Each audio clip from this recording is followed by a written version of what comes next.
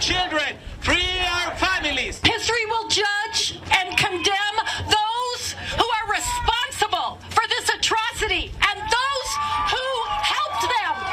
A raucous scene along our southern border today. Thousands of protesters chanting and waving signs.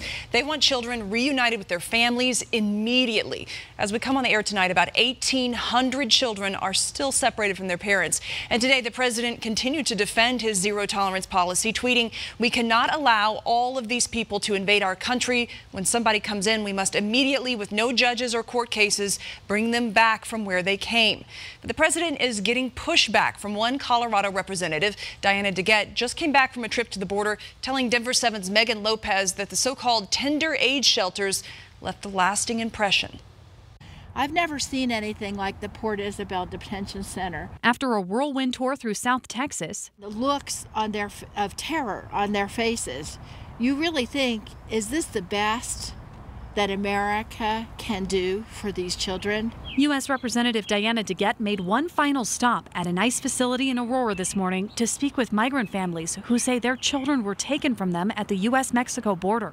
And he only just found his son last week after being here for a month. DeGette joined nearly 24 fellow Democrats on a fact-finding mission.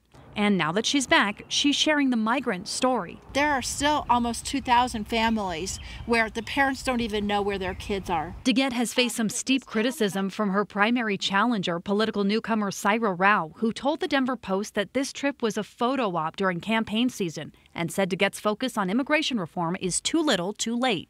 Mirroring widespread Republican criticism that the attention on the border by Democrats is more or less political theater. But DeGette insists that she isn't using kids to propel her campaign. If I wanted to be campaigning right now, given the fact that the primary's on Tuesday, probably I would not have been spending 16 hours on the southern border yesterday. I probably would have been knocking on doors right here in Denver. She says this isn't a political issue, it's a matter of right and wrong. We need to treat them with human dignity, and we need to make sure that never, ever again in the history of this country do we split up families. In Aurora, Megan Lopez, Denver 7.